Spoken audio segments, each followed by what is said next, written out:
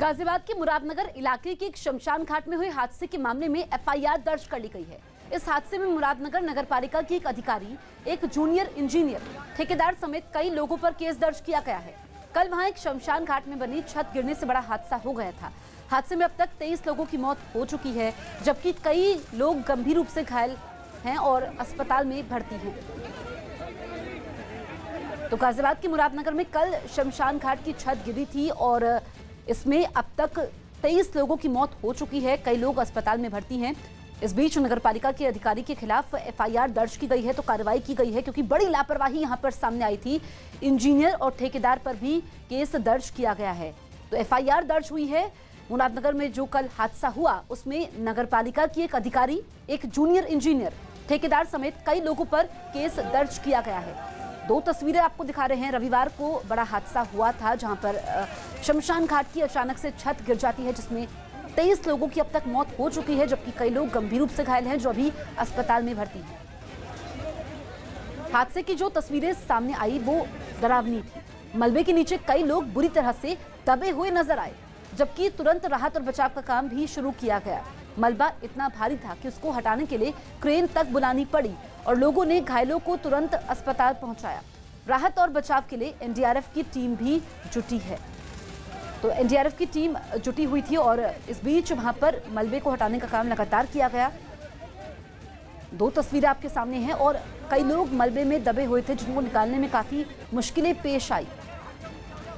इस बीच पीएम मोदी ने हादसे पर दुख जाहिर करते हुए लिखा कि उत्तर प्रदेश के मुरादनगर में हुए दुर्भाग्यपूर्ण हादसे की खबर से अत्यंत दुख पहुंचा है। राज्य सरकार राहत और बचाव कार्य में तत्परता से जुटी है। इस दुर्घटना में जान गंवाने वालों के परिजनों के प्रति संवेदना प्रकट करता हूं, साथ ही घायलों के शीघ्र स्वस्थ होने की कामना करता हूं। पूरे प्रकरण में मंडलायुक्त मेरठ और आईजी रेंज मेरठ को मौके पे जाकर इस पूरी घटना की रिपोर्ट देने के लिए मैंने पहले ही आदेश कर दिया है। जिलाधिकारी और वरिष्ठ पुलिस अधीक्षक गाजियाबाद मौके पर हैं, राहत कार्य कर रहे हैं और मैंने उन लोगों से स्पष्ट कर दिया है कि राहत कार्य में घायलों को तत्काल उपचार कराने के साथ ही इस पूरी घटना की रिपोर्ट वे तत्काल प्रदेश शासन को उपलब्ध करवा दें, जिससे इस दुखद घटना के पीछे के कारणों को जाना जा सके और इसमें जिम्मेदारों की जवाबदेही भी सुनिश्चित की जा सके। अभी कोरोना वैक्सीन के टीकाकरण का महाअभियान शुरू भी नहीं हुआ है और वैक्सीन को लेकर सियासी घमासान शुरू हो गया है। एक तरफ पूरा देश कोरोना वैक्सीन की खुशखबरी पर राहत की सांस ले रहा है, तो वहीं कांग्रेस के कुछ नेता वैक्सीन को मंजूरी मिलने पर ही सवाल उठा रहे हैं। लेकिन जब विपक्ष के वैक्सीन विरोध पर डीसीजीआई की तरफ से वैक्सीन पर आधिकारिक बयान आया तो विपक्ष के तेवर भी बदलने लगे। पहले वैक्सीन ना लगवाने का बयान देने वाले अखिलेश यादव अब केंद्र सरकार से गरीबों के टीकाकरण की तारीख तय करने की मांग कर रहे हैं।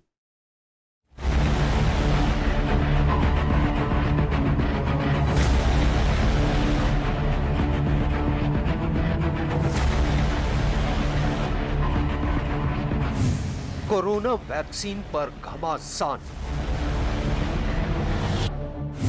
कांग्रेस ने उठाए सवाल। बीजेपी ने कहा वैज्ञानिकों का अपमान।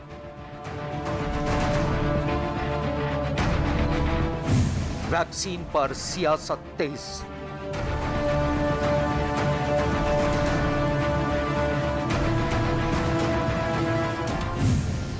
देश में दवाओं पर नजर रखने वाली संस्था डीसीजीआई ने भारत में 2 कोरोना वैक्सीन के आपात इस्तेमाल को हरी झंडी दे दी। इनमें सीरम इंस्टीट्यूट में तैयार हो रही ऑक्सफोर्ड की एस्ट्राजेनेका की कोविशील्ड और भारत बायोटेक की कोवैक्सीन है। पीएम मोदी ने वैज्ञानिकों की इस कामयाबी के लिए देश के लोगों को बधाई दी और इसे आत्मनिर्भर भारत की मुहिम की ओर एक कदम बताया। लेकिन शायद ये बात कांग्रेस समेत कई विपक्षी दलों के गले नहीं उतर रही है। अब आलम यह है कि कांग्रेस के कई नेताओं ने देश में बनी कोरोना वैक्सीन की मंजूरी पर ही सवाल उठाने शुरू कर दिए।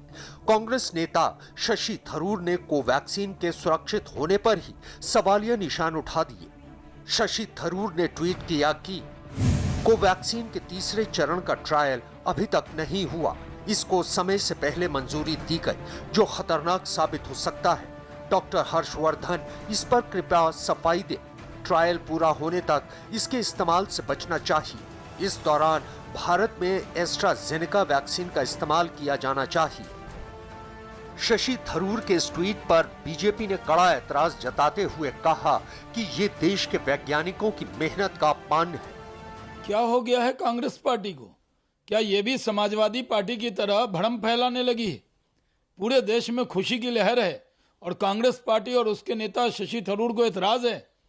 ये भारत के साइंटिस्ट का अपमान कर रही है कांग्रेस। ये Bharat made in India product का अपमान कर रही है कांग्रेस। कांग्रेस को इस तरह की जबान भारी पड़ेगी। देश के लोग उनको कभी क्षमा नहीं करेंगे। क्या ये साइंटिस्ट देश के लिए चिंतित नहीं है? कांग्रेस से पहले शनिवार को समाजवादी पार्टी के नेता अखिलेश यादव ने भी स्वदेशी कोरोना वैक्सीन को लेकर एक बयान दिया था। अखिलेश यादव ने कहा था कि वो वैक्सीन नहीं लगवाएंगे। मैं तो नहीं लगवाऊंगा अभी वैक्सीन। मैंने अपनी बात कह दी और वो भी बीजेपी लगाएगी, उसका भरोसा करूंगा मैं? अरे जाओ भाई, अरे अपनी सरकार आएगी, सबको फ्री वैक्सीन लगेगी। हम बीजेपी का वैक्सीन नहीं लगवा सकते। क्या कोरोना या किसको कोरोना है बताइए आप? सरकार मान ही नहीं कोरोना, फिर क्यों लगा रहे हो आपने इतना ड्राई रन? ये सब सरकार ने कब माना कोरोना? कोरोना तब सरकार मानती है जब विपक्ष के लोग कुछ कार्यक्रम करें। ये सरकार जो ताली थाली बजाने से कोरोना हटा रही थी, उसे क्या जरूरत है इतने फ्रीजर्स, इतनी बड़ी कोल्ड चेन बनाने की? अरे थाली ताली बजा दो, अपने आप कोरोना चला जाएगा। अखिलेश यादव के कोरोना वैक्सीन का विरोध करने के बयान पर बीजेपी ने अखिलेश यादव पर निशाना साध लिया। वैज्ञानिकों ने एक ऐसा कदम उठाया जो पूरी दुनिया कोविड से लड़ने के लिए, आज दुनिया के कई देशों ने वैक्सीन पर काम किया है, भारत ने भी काम किया है। ये मेरे लिए गर्व का विषय है। ये समझ में नहीं आता, चाइना हिंदुस्तान हो तो कांग्रेस को दिक्कत, कोई कहता मैं नहीं कोविड लगाऊंगा वैक्सीन, तरह तरह का ये दुर्भाग्यपूर्ण है। मुख्यमंत्री की सीट पर बैठे हुए व्यक्ति से ऐसी बात, इससे बड़ी आलोचना, और इससे सोचिए उन डॉक्टरों पर और वैज्ञानिकों पर कितने पीड़ा में होंगे जिन्होंने दिन रात इस देश के नागरिकों को बचाने के लिए तपस्या किया। एक तप करके एक वैक्सीन तैयार हुई और उस वैक्सीन को आप एक नाम दे दें कि वो बीजेपी का वैक्सीन है। इससे इमेच्योर स्टेटमेंट नहीं हो सकता। मैं इसकी घोर आलोचना करता हूं। वैक्सीन पर दिए बयान पर अखिलेश यादव को घिरता देख समाजवादी पार्टी की ओर से सफाई सामने आई।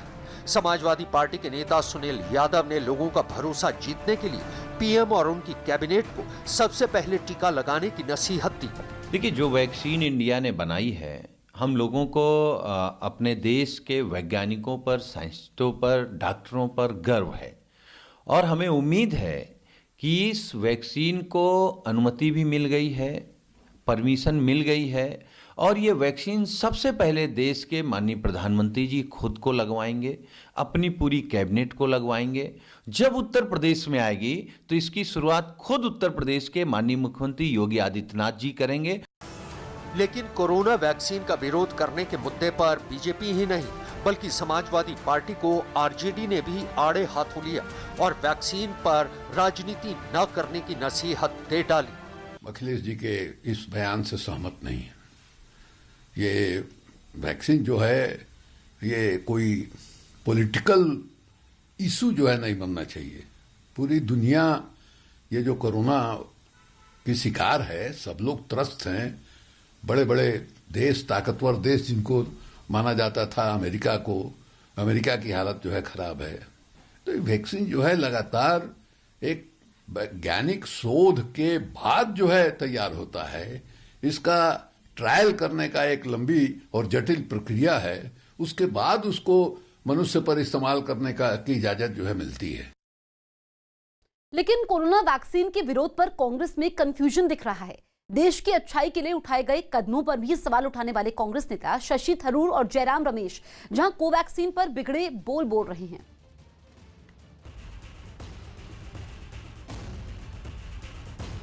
वहीं पार्टी के वरिष्ठ नेता तारिक अनवर भी अखिलेश यादव को वैक्सीन पर विवाद न खड़ा करने की सलाह देते नजर आ रहे हैं। इस तरह की बातें नहीं होनी चाहिए और ये जो अभी सही है कि अभी उसकी शुरुआत भी नहीं हुई है और इस तरह से उस पर विवाद खड़ा करना उचित नहीं होगा।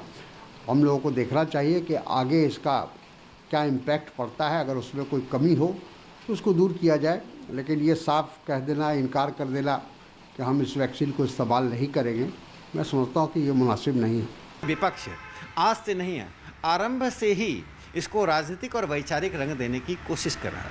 ये विपक्ष की ओछी हरकत है, जिस हरकत को देखते हुए मुझे लगता है कि कोविड-19 के वैक्सीन के साथ साथ विपक्ष के दिवालियेपन के लिए भी अब एक वैक्सीन की ज़रूरत है, जिससे कम से कम वे ऐसी ओछी हरकत करना मानव अस्तित्व के प्रश्न पर बंद करें। कोरोना वैक्सीन पर सवाल उठाने वाली रजा अकादमी ने भी वैक्सीन को मंजूरी मिलने के बाद अपना स्टैंड बदल लिया। अकादमी ने भी वैक्सीन बनाने वाली कंपनियों को बधाई देते हुए सरकार के फैसले पर खुशी जाहिर की। कोविड की वैक्सीन बना ली है और हुकूमत ने उसको इजाज़त भी दे दी है, लिहाजा हम हुकूमत के इस फैसले का खैर मकदम करते हैं और साथ ही जिन दो कंपनियों ने कोविड की वैक्सीन बनाए हैं उनको मुबारकबाद पेश करते हैं और हमें यकीन है कि हमारे मुल्क भारत में जो वैक्सीन बनी हुई है उसमें कोई ऐसी चीज़ शामिल नहीं होगी कि जिस पर किसी को कोई एतराज़ हो। कोरोना वैक्सीन के मुद्दे पर खुद को घिरता देख वैक्सीन न लगवाने का बयान देने वाले अखिलेश यादव के सुर बदल गए और अब अखिलेश यादव ने एक ट्वीट कर केंद्र सरकार से गरीबों के लिए टीकाकरण की तारीख तय करने की मांग की है। नए साल की शुरुआत से ही कोरोना वैक्सीन को लेकर लगातार खुशखबरी मिल रही है। विपक्ष के वैक्सीन विरोध पर डीसीजीआई का कहना है कि वैक्सीन के कुछ साइड इफेक्ट जैसे हल्का बुखार, दर्द और एलर्जी कॉमन होते हैं, लेकिन ये दोनों वैक्सीन 110% सुरक्षित हैं और वैक्सीन से नपुंसक होने जैसी बातें बकवास है। डीसीजीआई यानी drug controller general of India serum institute की कोविशील्ड और भारत बायोटेक की कोवैक्सीन को भारत में इमरजेंसी इस्तेमाल के लिए मंजूरी दे चुका है। इसके अलावा जाइडस कैडिला की वैक्सीन ज़ाइकोव डी को तीसरे चरण के क्लिनिकल ट्रायल के लिए मंजूरी मिल गई है। इजराइल में पीएम बेंयामिन नेतन्याहू के इस्तीफे की मांग पर उनके विरोधियों का बवाल नए साल में भी थमता नहीं दिखा। पनडुब्बी घोटाले के आरोप से घिरे नेतन्याहू के खिलाफ वहां पिछले कई महीनों से प्रदर्शन जारी है और नए साल के पहले हफ्ते में भी हजारों की संख्या में उनके विरोधी राजधानी यरूशलेम की सड़कों पर उतर आए। प्रदर्शन में शामिल लोग हाथों में इजराइल का झंडा लहराते हुए वहां के कई रास्तों से गुजरे और अपनी आवाज बुलंद की। प्रदर्शनकारियों के हाथों में बेंयामिन नेतन्याहू के खिलाफ नारे लिखे पोस्टर और बैनर भी नजर आए। पनडुब्बी घोटाले के आरोप में फंसे नेतन्याहू को घेरने के लिए कुछ लोग नकली पनडुब्बी लेकर भी प्रदर्शन में शामिल हुए। वहीं कुछ लोगों ने ढोल नगाड़े बजाकर सरकार के खिलाफ अपनी नाराजगी का इजहार किया। राजधानी यरूशलेम के कई इलाकों से होते हुए प्रदर्शनकारी पीएम नेतन्याहू के सरकारी आवास के बाहर इकट्ठा हो गए और उसे घेरकर वो उनके इस्तीफे की मांग दोहराने लगे। इस बीच कुछ लोग वहां पटाखे फोड़कर नाचते गाते भी दिखाई दिए। Delhi Bangalore superfast AC train के इंजन में आग लग गई। शॉर्ट सर्किट की वजह से Delhi Bangalore superfast AC train के इंजन में आग लग गई, जिसके बाद इंजन को ट्रेन के डिब्बों से अलग कर दिया गया। हैदराबाद में जॉकी जितेंद्र सिंह की खेल के समय घोड़े से गिरने की वजह से मौत हो गई। एमपी के बड़वानी में एक दिव्यांग की बाइक में अचानक आग लग गई। मौके पर पहुंची फायर ब्रिगेड ने मुश्किल से आग पर काबू पाया, लेकिन तब तक बाइक जलकर राख हो गई। एमपी के सिवनी में एक बाघ अचानक यात्री बस के आगे आ गया, जिसे देख बस ड्राइवर ने ब्रेक लगाकर बस रोक ली।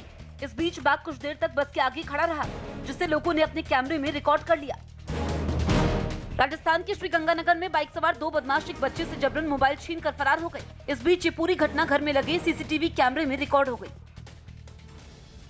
केरल के कासरगोड में एक भीषण सड़क हादसे में 5 लोगों की मौत हो गई। तेज रफ्तार से जा रही एक बस पलट गई और बस के परखच्चे उड़ गए और वहां चीख पुकार मच गई। हादसे के बाद आसपास रहने वाले लोग वहां पहुंचे और घायलों की मदद में जुट गए। हादसे की वजह से बस की कई हिस्से सड़क पर बिखरे हुए दिखाई दिए, जबकि बस भी सड़क किनारे पलटी हुई नजर आई। घायल लोगों को तुरंत अस्पताल पहुंचाया गया, लेकिन ज्यादा चोट लगने की वजह से 5 लोगों की मौत हो गई। बताया गया कि हादसे के वक्त बस में करीब 70 यात्री मौजूद थे।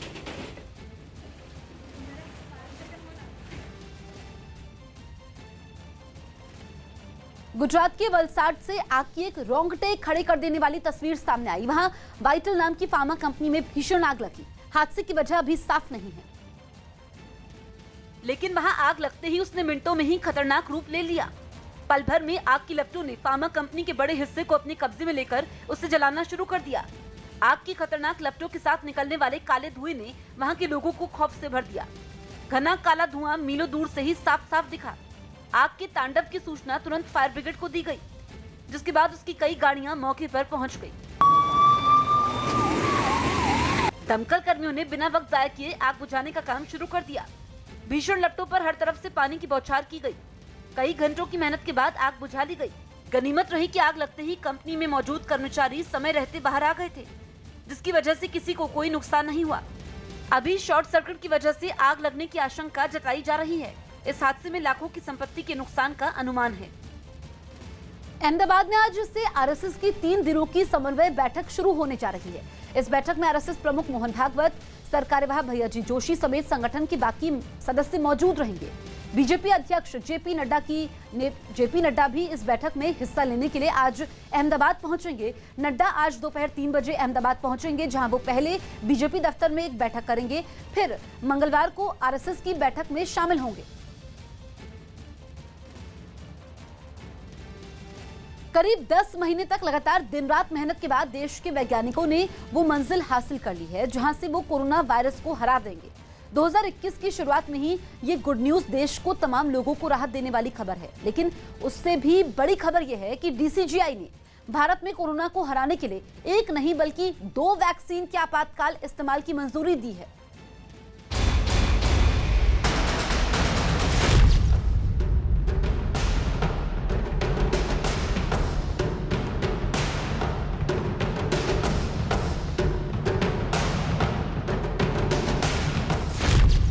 वैक्सीन से हारेगा वायरस।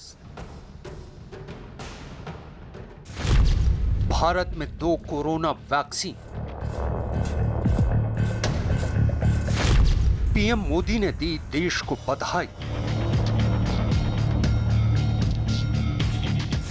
2021 की गुड न्यूज।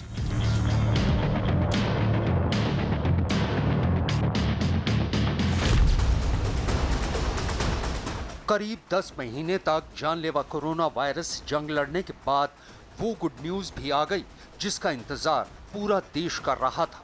कोरोना वायरस से पिछले 10 महीनों से जारी लड़ाई में देश के वैज्ञानिकों ने दिन रात की मेहनत के बाद आखिरकार कोरोना को हराने का टीका इजाद कर ही लिया।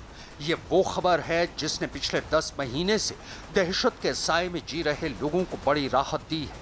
और उससे भी बड़ी और गुड न्यूज ये है कि डीसीजीआई यानी drug controller general of India ने देश में कोरोना को हराने के लिए एक नहीं बल्कि 2 वैक्सीन के इस्तेमाल की मंजूरी दी है।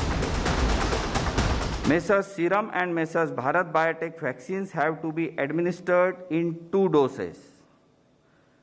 All the 3 vaccines have to be stored at 2 to 8 degrees centigrade.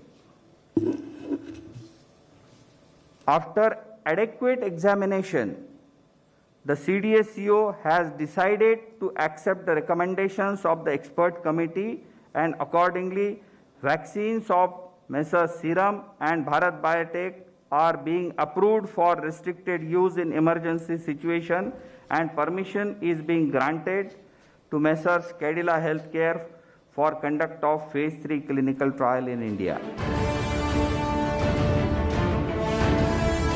2 vaccine को मंजूरी मिलने के बाद पीएम मोदी ने देश को बधाई देते हुए ट्वीट किया, प्रधानमंत्री ने लिखा कि वैश्विक महामारी के खिलाफ भारत की जंग में एक निर्णायक क्षण SII और भारत बायोटेक की वैक्सीन को DCGI की मंजूरी से एक स्वस्थ और कोविड मुक्त भारत की मुहिम को बल मिलेगा। इस मुहिम में जी जान से जुटे वैज्ञानिकों, इनोवेटर्स को शुभकामनाएं और देशवासियों को बधाई। ये गर्व की बात है कि जिन 2 वैक्सीन के इमरजेंसी इस्तेमाल को मंजूरी दी गई है वो दोनों मेड इन इंडिया हैं। ये आत्मनिर्भर भारत के सपने को पूरा करने के लिए हमारे वैज्ञानिक समुदाय की इच्छा शक्ति को दर्शाता है। वो आत्मनिर्भर भारत जिसका आधार है सर्वे भवन्तु सुखीन, सर्वे सन्तु निरामया। विपरीत परिस्थितियों में असाधारण सेवा भाव के लिए हम डॉक्टरों, मेडिकल प्रोफेशनल्स, वैज्ञानिकों, पुलिस कर्मियों, सफाई कर्मियों और सभी कोरोना वॉरियर्स के प्रति कृतज्ञता व्यक्त करते हैं। देशवासियों का जीवन बचाने के लिए हम सदा उनके आभारी रहेंगे। 2 वैक्सीन को मंजूरी मिलने पर गृह मंत्री अमित शाह ने पीएम मोदी को बधाई दी। अमित शाह ने लिखा कि भारत के लिए एक महत्वपूर्ण उपलब्धि, DCGI ने SII और भारत बायोटेक के वैक्सीन को मंजूरी दे दी है। मैं भारत को गौरवान्वित करने के लिए हमारे प्रतिभाशाली और मेहनती वैज्ञानिकों को सलाम करता हूँ। पीएम मोदी को कोरोना मुक्त भारत की दिशा में कोशिश करने के लिए बधाई। आज के दिन मैं पूरे देश को और अपने भारत सरकार को कंग्रेचुलेट करना चाहती हूँ जो पहला इनोवेशन वैक्सीनेशन में आज लॉन्च हुआ है, जिसके अंदर 2 वैक्सीन को इमरजेंसी लैंडिंग की परमिशन मिली है। मेरा ये मानना है कि बहुत ही बड़ा अचीवमेंट है, हमारे देश के लिए गर्व की बात है कि हमारे देश से वैक्सीन आज खुद यहाँ बन के लोगों तक पहुँचने की प्रयास में सफल रहा है। पीएम मोदी और गृह मंत्री अमित शाह के ट्वीट के बाद ये बात साफ हो चुकी है कि भारत में जल्द से जल्द लोगों तक कोरोना वैक्सीन पहुंचाने की तैयारियां भी पूरी कर ली गई हैं। सरकार ने अभी 30 करोड़ वैक्सीन दिए जाने का लक्ष्य रखा है।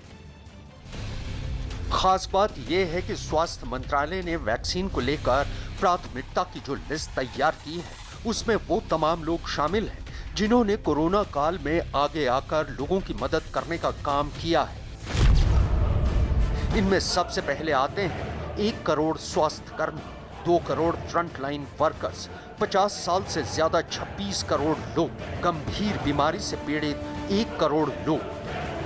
From the public side of view, I think the most important challenge is to reassure the public that this is a safe and effective vaccine. They should not really start getting worried about all the rumors and the infodemic that is going along in social media. Have faith in your scientists, in your regulatory authorities. Come forward and get yourself vaccinated because this is the only way that we can decrease the death rate and actually get over the pandemic. And there should be voluntary, people should come when their turn comes to get themselves vaccinated in a very smooth manner. Corona काल में vaccine किसी संजीवनी की तरह है, लेकिन vaccine को लोगों तक पहुंचाने की जिम्मेदारी भी किसी कड़ी परीक्षा जैसी है। यही वजह है कि दुनिया के तमाम देशों की तरह भारत ने भी इस सबसे बड़े वैक्सीनेशन प्रोग्राम को लेकर एक खास खाका तैयार किया है। आइए आपको दिखाते हैं कि आखिर वैक्सीन आप तक पहुंचेगी कैसे। सबसे पहले कोविन ऐप पर आपको अपना रजिस्ट्रेशन करवाना होगा। ये रजिस्ट्रेशन केंद्र और राज्य सरकार द्वारा कराया जाएगा। गंभीर मरीज खुद ही वैक्सीन के लिए अपना रजिस्ट्रेशन करवा सकेंगे। रजिस्ट्रेशन के लिए 15 दस्तावेजों को मान्यता दी गई है। Aadhaar card, driving licence, health insurance smart card, MNREGA, bank की पासबुक, पासपोर्ट, मतदाता पहचान पत्र और पैन कार्ड जैसे किसी एक दस्तावेज का कोरोना वैक्सीन के रजिस्ट्रेशन में इस्तेमाल किया जा सकता है। कोविन ऐप पर अब तक 75 लाख लोग रजिस्ट्रेशन करवा चुके हैं। बहुत अच्छा लग रहा है कि क्या कहते हैं वैक्सीन आ रही है और सबका टीकाकरण होगा वैक्सीन से। ठीक है, कोरोना से बहुत जल्दी मुफ्त मिलेगी। जैसा हमारा इंडिया पहले था वैसा ही हो जाएगा फिर से। मास्क और ये आपके लिए क्यों प्रिपेयर किया गया है? इसलिए ना कि आप कोविड ना फैलाओ। और वैक्सीन आ रही है तो बहुत ही अच्छी बात है कि सब लोग पहले की तरह रह पाएंगे और सबसे ज़्यादा मिडिल क्लास लोग जो बहुत ज़्यादा परेशान है काम वगैरह के लिए, हर चीज़ के लिए, तो उनके लिए तो मैं बहुत ज़्यादा खुश हूँ। सरकार बहुत अच्छा काम कर रही है और जल्दी ये बीमारी ख़त्म भी हो जाएगी। आप वैक्सीन जब आ जाएगा तो आप वैक्सीन लेंगे? हाँ जी, जरूर लेंगे। टीकाकरण के लिए पूरे देश में बाकायदा जिला प्रशासन स्तर पर टीमों का गठन किया गया है। इन टीमों को टीकाकरण से जुड़े सख्त निर्देशों का पालन करने के लिए कहा गया है, ताकि कोरोना से लड़ाई में किसी भी तरह की ढिलाई न बरती जाए। आइए अब आपको दिखाते हैं कि कैसे टीकाकरण के लिए टीमों का गठन किया गया है और किसके ऊपर क्या जिम्मेदारी सौंपी गई है। टीका लगाने वाले अधिकारियों को वैक्सीनेशन ऑफिसर के तौर पर नियुक्त किया गया है। इस दौरान कुल 5 लोगों की टीम वैक्सीन देने का काम करेगी। पहला, वैक्सीनेशन ऑफिसर दस्तावेजों की जांच करेगा। दस्तावेजों को कोविन ऐप पर चेक किया जाएगा। दस्तावेज देखने के बाद वैक्सीन सेंटर में एंट्री होगी। दूसरा, वैक्सीनेशन ऑफिसर दस्तावेजों का मिलान करेगा। तीसरा, वैक्सीनेशन ऑफिसर डॉक्टर होगा जो टीका लगाने का काम करेगा। टीका लगने के बाद मरीज की 30 मिनट तक एक अलग कमरे में निगरानी की जाएगी। चौथा, वैक्सीनेशन ऑफिसर उस शख्स की निगरानी करेगा जिसे टीका दिया जा चुका है, जबकि पांचवा, वैक्सीनेशन ऑफिसर भीड़ को रोकने का काम करेगा।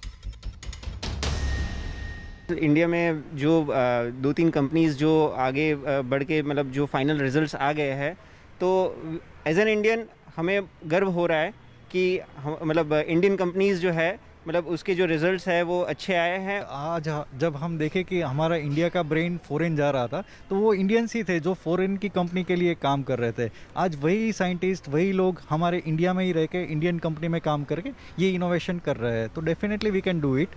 ये अच्छी चीज़ है। हम सब जो है वही पुराने तरीके से काम करने लगेंगे। सबको वैक्सीन मिल जाएगी तो फिर से ज़िंदगी पटरी पे आ जाएगी। फिर भारत जो है ग्रोथ करेगा, फिर आगे बढ़ेंगे हम लोग। यही उम्मीद है वैक्सीन से। भारत के लिए अच्छी खबर ये है कि DCGI ने यहाँ कोरोना की एक नहीं बल्कि 2 वैक्सीन के इस्तेमाल की मंजूरी दी है। ऑक्सफोर्ड यूनिवर्सिटी और एस्ट्राजेनेका की कोविशील्ड, भारत में जिसका उत्पादन सीरम इंस्टीट्यूट कर रहा है, और भारत बायोटेक की कोवैक्सीन। आइए अब आपको बताते हैं कि ये कोविशील्ड और कोवैक्सीन कितनी असरदार है। कोविशील्ड पहले डोज में 70% तक असरदार है, वहीं कोवैक्सीन के पूरी तरह सुरक्षित होने का दावा किया गया है। कोविशील्ड के 2 डोज 90% तक कारगर है, वहीं कोवैक्सीन से 6 महीने से 1 साल तक एंटीबॉडीज बनाने का दावा किया जा रहा है। कोविशील्ड को ऑक्सफोर्ड एस्ट्राजेनेका ने बनाया है, जबकि कोवैक्सीन को भारत बायोटेक और ICMR ने बनाया है। भारत में SII कोविशील्ड का उत्पादन कर रहा है। कोवैक्सीन भारत की पहली स्वदेशी वैक्सीन है। कोविशील्ड का भंडारण 8 डिग्री के तापमान तक किया जा सकता है। कोवैक्सीन का भी भंडारण 2 से 8 डिग्री के तापमान पर किया जा सकता है।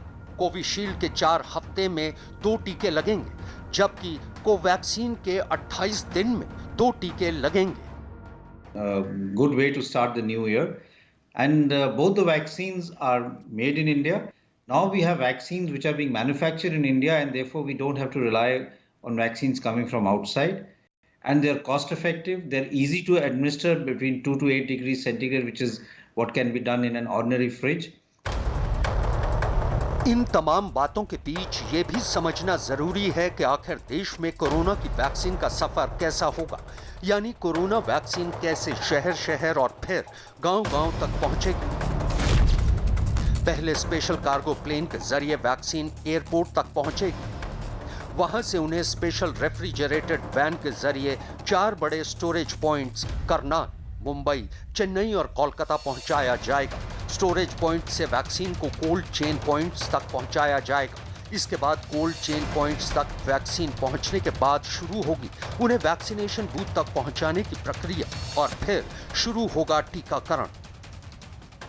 फिलहाल लोगों को अब उस पल का इंतजार है जब कोरोना वैक्सीन के टीकाकरण महाअभियान की शुरुआत होगी, क्योंकि कोरोना काल के दौरान जो लोगों ने देखा है उसे अब नए साल में कोई नहीं देखना चाहता। लोग यही चाहते हैं कि जल्द से जल्द कोरोना को मात देने वाली संजीवनी उनके सामने हो और कोरोना वायरस की दहशत के साए से जिंदगी बाहर निकलकर एक बार फिर गुलजार हो जाए।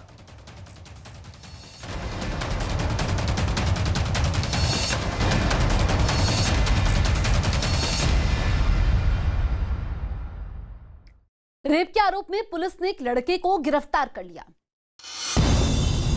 हरियाणा के यमुनानगर में शादी का झांसा देकर रेप और निजी वीडियो वायरल करने की धमकी देकर 1.5 लाख रुपए ऐंठने के आरोप में पुलिस ने एक लड़के को गिरफ्तार कर लिया।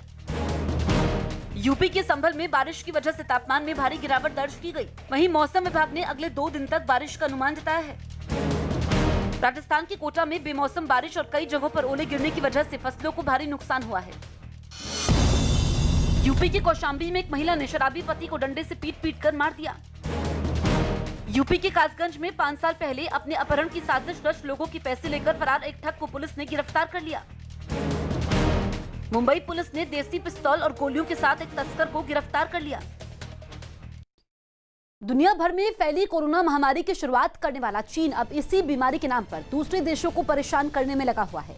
इस बीमारी के बाद ऑस्ट्रेलिया से उपजे तनाव और एलएसी पर भारत से हुई झड़प से चीन बौखला गया है और इसी बात से खफा चीन भारतीय नाविकों को परेशान करने की साजिश में जुटा है।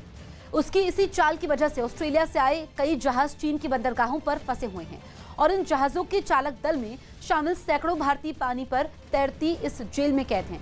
हालात इतने बिगड़ गए हैं कि लोगों के पास पीने का पानी तक नहीं है, जबकि जहाज पर फंसे कई लोगों की मुश्किल बीमारी ने भी बढ़ाई है। चीन भारत से तनाव का बदला इन लोगों से लेने पर उतारू है और बीमार लोगों को दवाएं और जरूरी संसाधन तक नहीं दे रहा है। परेशान होकर इन लोगों ने वीडियो जारी कर भारत सरकार से मदद की गुहार लगाई है। चीन में फंसे भारतीयों में एक आनंद फर्नांडिस भी हैं जो मुंबई में रहते हैं। परिवार ने सरकार से अपील की है कि वो जल्द से जल्द चीन के तट पर जहाजों में फंसे भारतीयों को वापस ले आए।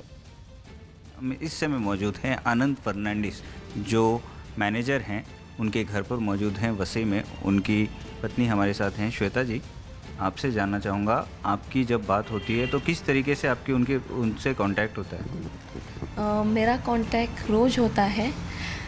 उनका जो 5 महीने के लिए गए थे तो उनका कॉन्ट्रैक्ट अभी इतना बढ़ गया है, 13 महीने से ज़्यादा हो गया है। अभी हम सिर्फ उनकी उम्मीद है कि जल्द से जल्द वो घर वापस आए।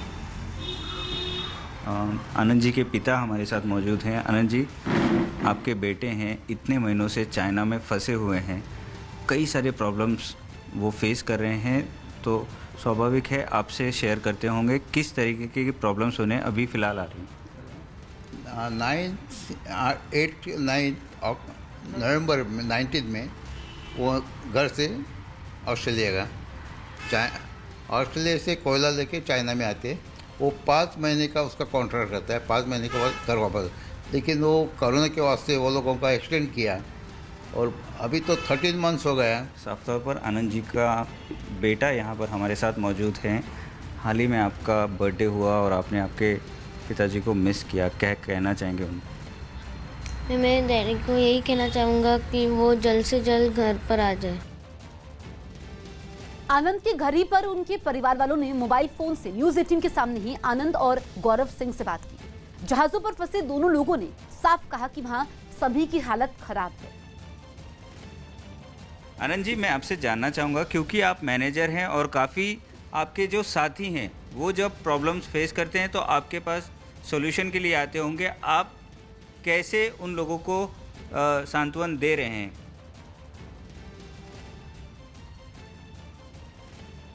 एक्चुअली सांत्वन मतलब इतना महीना होने के बाद हम लोग भी बेबस है।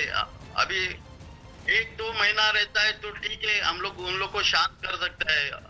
1 महीना एक्स्ट्रा हो गया तो चलो यार उन लोग को ये करके शांत। लेकिन इतना महीना होने के बाद हम लोग भी मतलब हम लोग को भी बहुत तकलीफ होता है इन लोग का तकलीफ देख के। तो बहुत मुश्किल है सबको कंट्रोल करना है इधर। आनंद जी, यहाँ पर सरकार ये दावा कर रही है कि जल्द से जल्द आप लोगों को वापस लाया जाएगा। आप तक क्या कोई ऐसे मैसेज पहुँचे हैं? क्या आप तक क्या मैसेज पहुँच रहे हैं वापस आने के बारे में?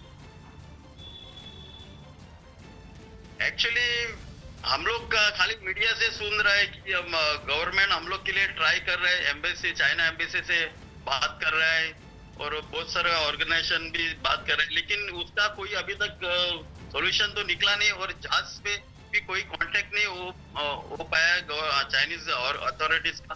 किसी का अभी तक कोई हमसे कोई बातचीत नहीं हुआ। लगभग 13 महीनों से चाइना के पोर्ट पर फंसे लोग भारत आने के लिए वापस इंतजार कर रहे हैं। ऐसे ही कुछ लोग हमारे साथ इस समय वीडियो कॉल पर मौजूद हैं। हमारे साथ गौरव जी मौजूद हैं। गौरव जी, आशीष दीक्षित न्यूज़ 18 से बात कर रहा हूँ। आप इतने दिनों का लंबा इंतजार है, क्या क्या प्रॉब्लम्स आप फेस कर रहे हैं, क्या कहेंगे?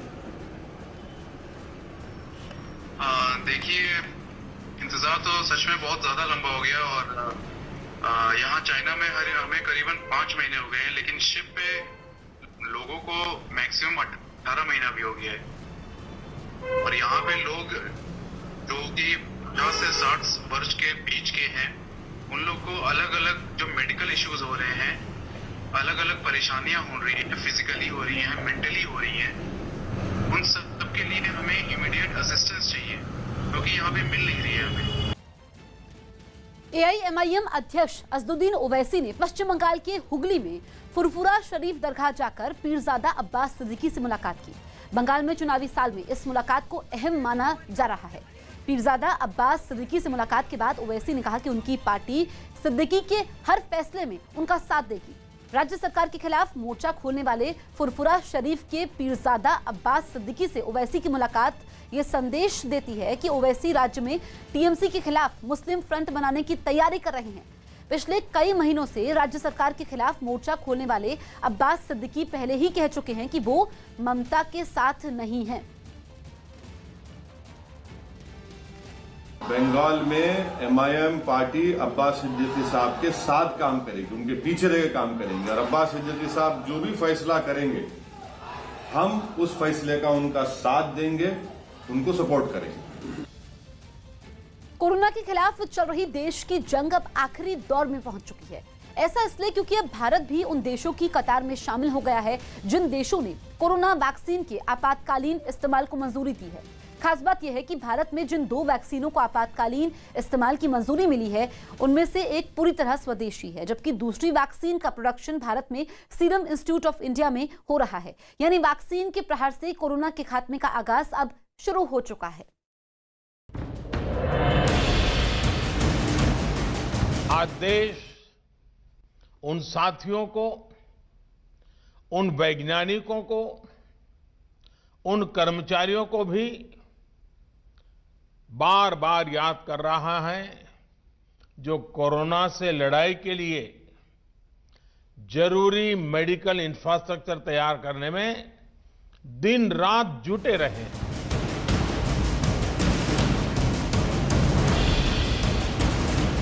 WHO में भी हमारी बहुत सराहना होगी कि 2 वैक्सीन हमने तैयार की है और इतने ह्यूज पॉपुलेशन को हम कंट्रोल करने जा रहे हैं, तो बहुत अच्छा लग रहा है।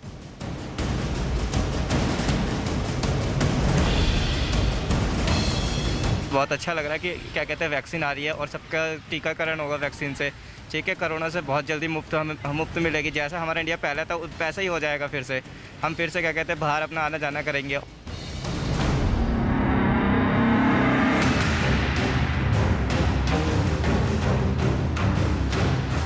मोदी नीति से कोरोना पर काबू।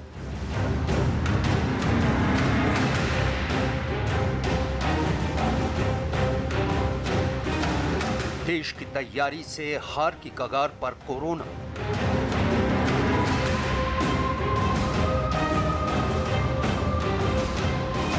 महामारी के दौर में दुनिया ने माना भारत का लोहा।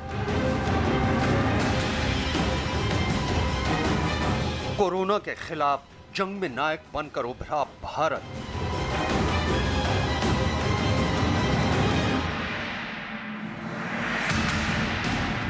यह वो लम्हा है जिसका इंतजार करीब करीब 1 साल से था।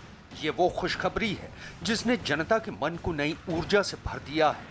ये उस जानलेवा वायरस के खिलाफ युद्ध जीतने का विजय घोष है जो सदी का सबसे बड़ा खतरा बनकर मंडरा रहा था। ये कोरोना के खिलाफ तैयार किए गए लंबे विजय पथ की मंजिल के करीब पहुंचने का ऐतिहासिक दिन बन गया है। दुनिया पर कोरोना वायरस का कहर ऐसा टूटा कि सारा इंतजाम धरा रह गया।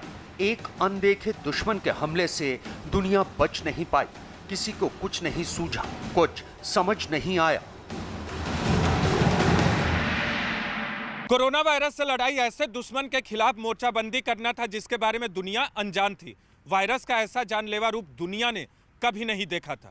इसी दौर में भारत ने भी इस कोरोना के खिलाफ जंग छेड़ा और 1 साल के भीतर भारत के वैज्ञानिकों ने इसके खिलाफ संजीवनी तैयार कर दी। कोरोना वायरस के खिलाफ 2 देसी वैक्सीन बनकर तैयार हो चुकी हैं। डीजीसीआई यानी drug controller general of India ने 2 वैक्सीन को हरी झंडी दे दी है। डीजीसीआई ने जिस वैक्सीन को मंजूरी दी है वो है कोवैक्सीन। इसके साथ साथ कोविशील्ड नाम की वैक्सीन को भी हरी झंडी मिल चुकी है। कोविशील्ड वैक्सीन ऑक्सफोर्ड एस्ट्राजेनेका ने बनाई है, जबकि कोवैक्सीन भारत बायोटेक ने तैयार की है। ये दोनों वैक्सीन भारत में ही बनी हैं। दावा है कि दोनों वैक्सीन पूरी तरह से सुरक्षित हैं। कोरोना के खिलाफ कोविशील्ड के 70% कारगर होने का दावा है। कोविशील्ड का उत्पादन भारत में SII यानी सीरम इंस्टीट्यूट ऑफ इंडिया में हो रहा है। इसकी 2 डोज लेने पर 90% कारगर होने का दावा किया गया है। कोविशील्ड वैक्सीन को 2 से 8 डिग्री के तापमान में रखा जा सकता है। डीजीसीआई यानी drug controller general of India ने इमरजेंसी यूज के लिए दोनों वैक्सीन को मंजूरी दे दी है। सर, इसके साइड इफेक्ट्स भी बहुत बताए जा रहे हैं सर, ये सही है क्या? ना साइड इफेक्ट है? देखो, एक बात पे पूरा आप श्योर रहिए कि किसी में भी सेफ्टी का कंसर्न होगा, थोड़ा भी कंसर्न होगा तो हम उसको कभी अप्रूव नहीं करेंगे। कुल मिला के ये सेफ है सर, 100 और कोई साइड इफेक्ट नहीं है। 100 साइड इफेक्ट थोड़े बहुत तो होते हैं, पर वो जो जैसे छोटी मोटी साइड पे पेन होना, थोड़ा सा फीवर होना, थोड़ी सी एलर्जी होना, ये तो हर वैक्सीन में होता है। लेकिन साहब लोग ये कह रहे हैं कि इम्पोर्टेंट हो जाएंगे, ये भी सही है क्या? ये तो बहुत ही बकवास है। So I think it's a great day for our country, and it's a very good way to start the new year. And both the vaccines are made in India, and one of them is actually a make in India because it's a vaccine which has been the research has been done here, and it's truly from scratch an Indian vaccine. आपदा को अवसर में बदलने का मंत्र PM Narendra Modi ने हमेशा दिया। पीएम मोदी के इसी आपदा को अवसर में बदलने का मंत्र इस वैक्सीन की शक्ल में पूरा होता दिख रहा है। भारत ने आत्मनिर्भरता से ही कोरोना का टीका तैयार कर लिया है। इसलिए WHO यानी वर्ल्ड हेल्थ ऑर्गेनाइजेशन ने भी भारत को बधाई दी है। WHO ने कहा कि कोरोना का टीका बनाने पर भारत को बधाई। भारत में दक्षिण पूर्व एशिया की पहली वैक्सीन बनाई गई है। ये कोरोना से जंग में भारत का बहुत बड़ा कदम है। साथ ही 100 करोड़ से ज्यादा आबादी को वैक्सीन मुहैया कराने के फैसले का भी स्वागत किया। WHO ने कहा कि कोरोना से निपटने में टीके का इस्तेमाल अहम साबित होगा। कोरोना वायरस का टीका खोजकर भारत दुनिया में अपनी छाप छोड़ चुका है। आखिर वो सपना साकार हो गया है जो प्रधानमंत्री नरेंद्र मोदी ने कोरोना के खिलाफ कड़े कदम उठाते हुए देखा था। प्रधानमंत्री जी ने उनके मार्गदर्शन में देश के वैज्ञानिकों ने, भारत पहला देश है जिसने कोविड-19 के 2 वैक्सीन एक साथ लॉन्च कर दिए हैं। प्रधानमंत्री मोदी जी पहले प्रधानमंत्री हैं जिन्होंने कोविड-19 के वैक्सीन के लिए उन लेबोरेटरीज का स्वयं निरीक्षण किया, वहां भ्रमण किया और वहां के उन कार्यों की समीक्षा की। आज उसका परिणाम है कि भारत आत्मनिर्भर भारत बनने की ओर अग्रसर है। प्रधानमंत्री जी का अभिनंदन करता हूं। उनके नेतृत्व में कोविड की लड़ाई को, कोविड के खिलाफ लड़ाई को बहुत सफलतापूर्वक लड़ा गया है। ये केवल हम नहीं कह रहे, सारा जमाना कह रहा है, सारी दुनिया कह रही है। इंडिपेंडेंट जो एजेंसीज है उनके सर्वे में मोदी जी आज दुनिया के सबसे लोकप्रिय नेता हैं और कोविड काल में भी उन्होंने भारत का जैसा नेतृत्व किया है वो अद्भुत है। अब वैक्सीन को भी मंजूरी दे दी गई है। बीजेपी अध्यक्ष जेपी नड्डा ने भी इस मौके पर ट्वीट किया। उन्होंने लिखा, नरेंद्र मोदी के नेतृत्व में जो अद्भुत कार्य हो रहे हैं वो चिरस्मरणीय रहेंगे। भारत वैश्विक स्वास्थ्य केंद्र में बदल गया है। मोदी जी ने देश के हर वर्ग को एक साथ लाकर कोरोना वायरस से लड़ाई के लिए तैयार किया। दिन रात जन सेवा के कार्य को समर्पित डॉक्टर, पुलिस और सफाई कर्मियों को नमन। प्रधानमंत्री नरेंद्र मोदी ने भी इस ऐतिहासिक दिन पर देश को बधाई दी। उन्होंने ट्वीट किया कि वैश्विक महामारी के खिलाफ भारत की जंग में एक निर्णायक क्षण। सीरम इंस्टीट्यूट ऑफ इंडिया और भारत बायोटेक की वैक्सीन को DCGI की मंजूरी से एक स्वस्थ और कोविड मुक्त भारत की मुहिम को बल मिलेगा। इस मुहिम में जी जान से जुटे वैज्ञानिकों, इनोवेटर्स को शुभकामनाएं और देशवासियों को बधाई। ये गर्व की बात है कि जिन 2 वैक्सीन के इमरजेंसी इस्तेमाल को मंजूरी दी गई है वो दोनों मेड इन इंडिया हैं। यह आत्मनिर्भर भारत के सपने को पूरा करने के लिए हमारे वैज्ञानिक समुदाय की इच्छा शक्ति को दर्शाता है। कोरोना के खिलाफ जंग की शुरुआत में ही प्रधानमंत्री ने नारा दिया था कि ये भारत के आत्मनिर्भर बनने का समय है।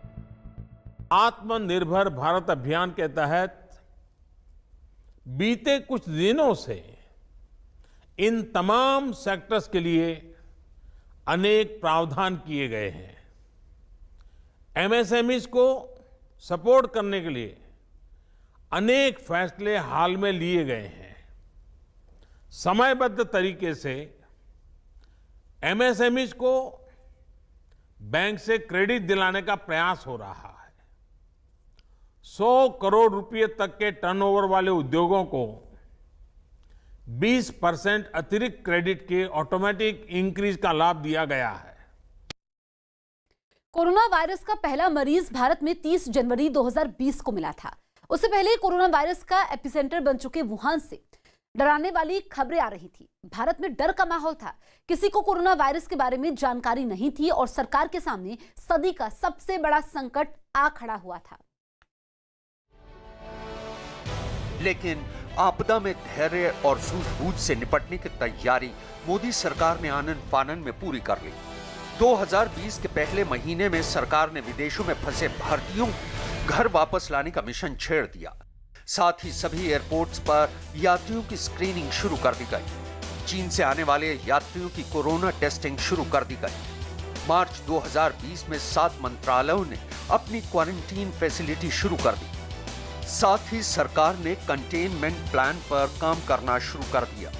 जनता के लिए हेल्पलाइन नंबर जारी कर दिए गए। दुनिया के अमीर और विकसित देश कोरोना के सामने मजबूर हो रहे थे और जबरदस्ती शहरों को बंद कर रहे थे। लेकिन उसी दौरान 100 करोड़ से ज्यादा आबादी वाले देश को मोदी ने संयम का मंत्र देते हुए जनता कर्फ्यू का ऐलान कर दिया। आज प्रत्येक देशवासी से एक और समर्थन मांग रहा हूं। ये है जनता कर्फ्यू। जनता कर्फ्यू यानी जनता के लिए, जनता द्वारा खुद पर लगाया गया कर्फ्यू। इस रविवार यानी 2 दिन के बाद 22 मार्च रविवार को सुबह 7 बजे से रात 9 बजे तक सभी देशवासियों को जनता कर्फ्यू का पालन करना है। मोदी की अपील पर पूरे देश में थाली भी बजी और दीपक भी जले।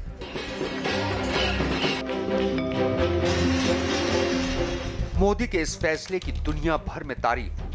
इसके बाद सही समय पर 24 मार्च 2020 को 21 दिन के लॉकडाउन का ऐलान कर दिया गया। पूरे देश में आज रात 12 बजे से संपूर्ण देश में संपूर्ण लॉकडाउन होने जा रहा है। हिंदुस्तान को बचाने के लिए, हिंदुस्तान के हर नागरिक को बचाने के लिए, आपको बचाने के लिए, आपके परिवार को बचाने के लिए आज रात 12 बजे से घरों से बाहर निकलने पर पूरी तरह पाबंदी लगाई जा रही है। लॉकडाउन में सबसे बड़ी समस्या थी देश के गरीबों और मजदूरों के सामने रोजी रोटी का संकट। इस संकट में मदद बनकर मजबूरों के द्वार पहुंची खुद सरकार। त्योहारों का ये समय जरूरतें भी बढ़ाता है खर्च भी बढ़ाता है। इन सभी बातों को ध्यान में रखते हुए ये फैसला लिया गया है कि प्रधानमंत्री गरीब कल्याण अन्न योजना का विस्तार अब दिवाली और छठ पूजा तक, यानी नवंबर महीने के आखिर तक कर दिया जाएगा। लॉकडाउन में सरकार ने गरीबों के लिए खास योजना चलाई। देश के करीब 80 करोड़ लोगों को 3 महीने का राशन दिया गया। हर गरीब परिवार को हर महीने 5-5 किलो गेहूं, चावल और दाल मुफ्त दी गई। त्योहारों का मौसम आने पर योजना को बढ़ाया गया और मुफ्त राशन दिया गया। कोरोना महामारी ने आपसी सहयोग की भावना को एक नई मजबूती दी है ताकि पूरा देश एकजुट होकर इस संकट का मुकाबला कर सके।